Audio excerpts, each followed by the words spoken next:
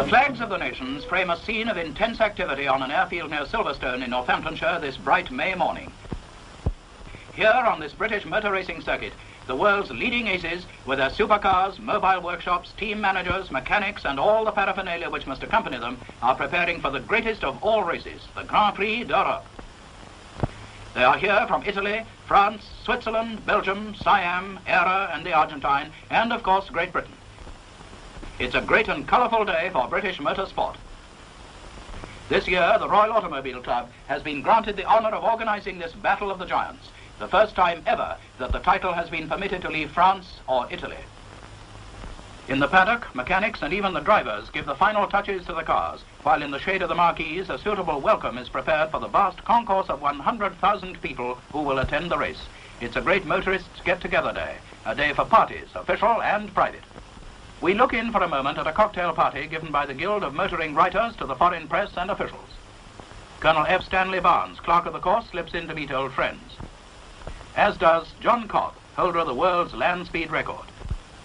We pick out that internationally famous figure, Earl Howe, wearing his customary cap. Others are doing themselves rather well in the food line, but while some eat and drink, the preparatory work must continue. There are the finishing touches to be applied to the stands and the scoreboards. In the paddock, where the competitors are waiting, we catch a glimpse of Bob Gerrard, one of Britain's leading drivers, discussing with his wife, Joan, plans for the race. Cuthbert Harrison, another fine ERA driver, wonders, it seems, what he should wear. The Alfa Romeo mechanics and team manager are now able to relax and smile, but only temporarily after their labours. One mechanic sends a postcard home, and greatly impressed he is by the mobile post office, which is so handily placed. But now the time draws near for the cars to be on the course. Here is France's only hope in Grand Prix racing, the big 4.5-litre unsupercharged Talbot, so much larger and heavier than the Type 158 Alfa Romeos of 1.5 litres and with two-stage supercharging. On the evidence of past form, the 8-cylinder Alphas are the fastest cars of post-war racing. They are the leading attraction today, and the spectators, they have been streaming in like this, by coach, car, motorcycle, push-bike and on foot, since early morning, to take up their vantage points all round the 2.8 miles course. Press officer Dudley Noble is harassed by all and sundry from the nation's newspapers. "I'm sorry, old chap, but there is just not a single track pass left." An early arrival is the chairman of the Guild of Motoring Writers, Basil Cardew, who discusses the race with Earl Howe. For the enormous crowd today, there is a curtain raiser to the race. Brought here for its first public appearance and a demonstration run is the BRM, a car built by a group of enthusiastic firms and individuals who are determined to establish Britain on the Grand Prix racing map. Raymond Mays takes it round the course for all to see. Excitement builds up as the cars leave the paddock for the pits. There goes number 11, Harrison's pre-war ERA, impeccably prepared as usual. There are still last-minute adjustments to be carried out as the cars take up their positions in front of their pits. Number 23 is the British 1.5-litre 4-cylinder Alta, built by that great enthusiast Geoffrey Taylor. The driver's nerves are taut, but they hide it well. These last few minutes before they go up to the starting line are the most nerve-wracking of all. Baron de Graffenried can even perform a happy jig for the benefit of Bera, the Siamese prince, who is also driving a Maserati.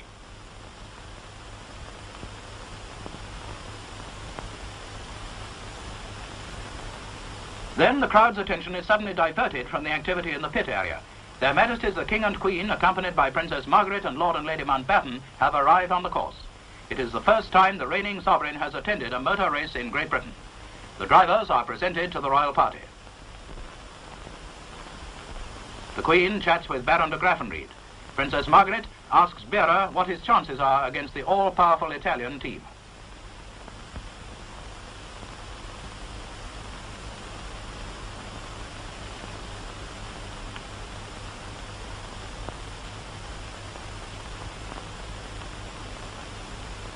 The crowds cheer as the royal party walks back to the royal box, where are waiting the representatives of the national motoring organizations of France, Italy, the Argentine, Belgium, Holland, Norway, Portugal, Sweden, Switzerland, and the United States of America, all here as guests of the Royal Automobile Club.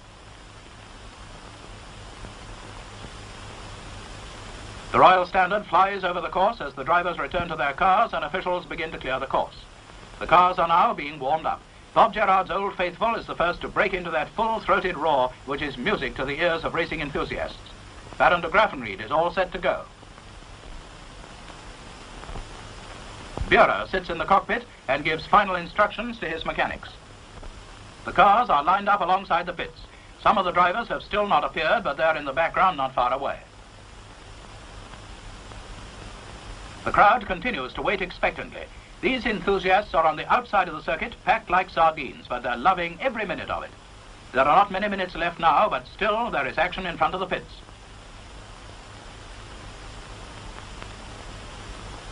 The soft warming-up sparking plugs have to be changed for the special racing type.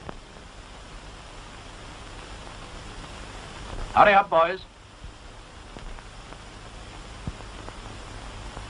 Yes, here comes Colonel Barnes, the clerk of the course, to warn the drivers that they are required on the starting grid.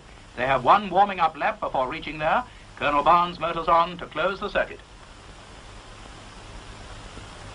Here they are, the 21 starters in the 1950 Grand Prix d'Europe, lined up for the start with the 4 Alfa Romeos, the fastest in practice, in the front row.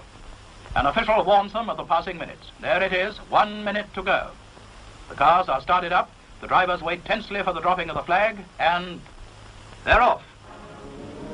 It's a good start with the Alfas in the lead and the pack tearing behind. Mechanics and others scramble back to the pits where lap charts and stopwatches are now in operation. Farina gets in front with the first lap in 1 minute 50.6 seconds, a speed of 94.02 miles per hour. He is followed closely by his teammates Fangio and Fagioli, then Reginald Parnell, the Britisher. Then comes Buehrer in the Maserati and Martin in the Talbot. The pace set by the Alfas is a terrific one. There are early retirements, Leslie Johnson's ERA, Martin's Talbot, Tony Rolt's ERA, and less than 5 of the 70 laps completed.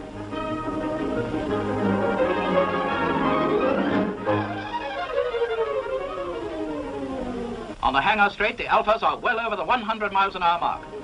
Their acceleration through the corners is highly impressive.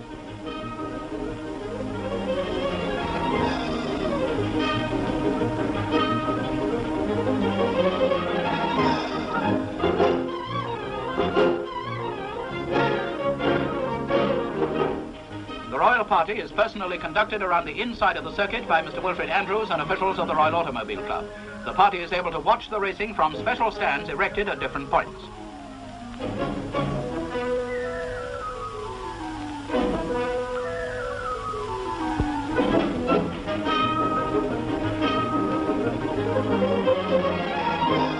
The King and Queen are keenly interested in every corner. They ask questions about the speeds, the technique of the drivers, the type of cars in use, etc.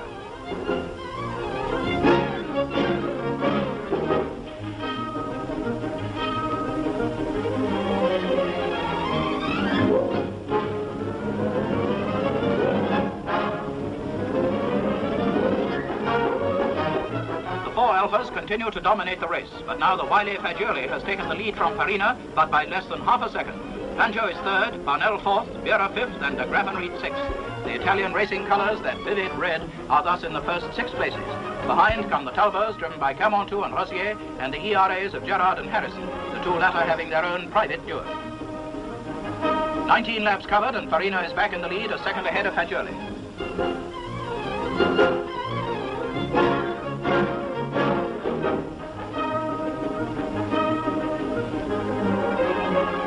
More cars are in trouble. Louis Chiron and Buehrer in Maseratis have retired, but the Alfas are still lapping steadily at around about 91 miles per hour.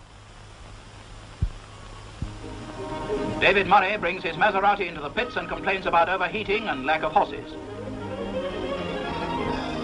You're quite right, David, it is hot.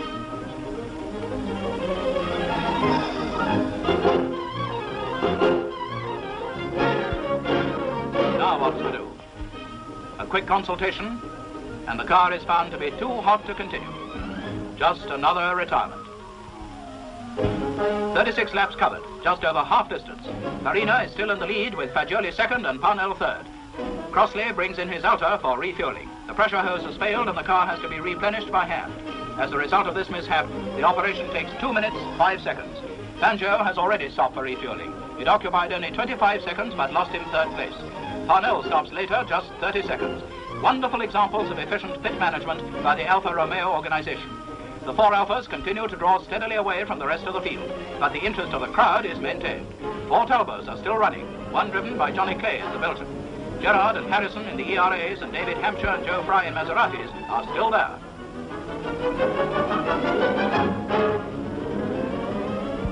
There comes unfortunate news of de Graffenried, who has been chasing the French Talbots. He has retired with a broken connecting rod.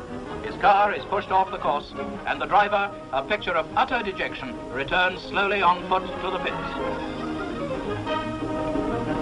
The royal party makes a tour of the pits to talk to the backroom boys.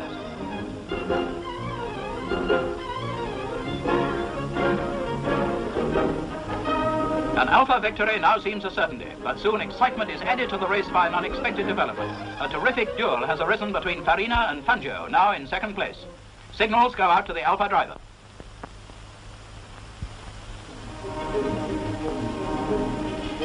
Watches and lap times have been carefully checked. And then out goes the board. Farina, Fangio, Fagioli, Parnell. At 60 laps with less than 30 miles to go, the position remains unchanged. But Farina has only half a second lead over Fangio. Then, with only a few miles to go, you can hear the groan from the crowd as the loudspeakers announce Fangio has retired with a broken oil pipe.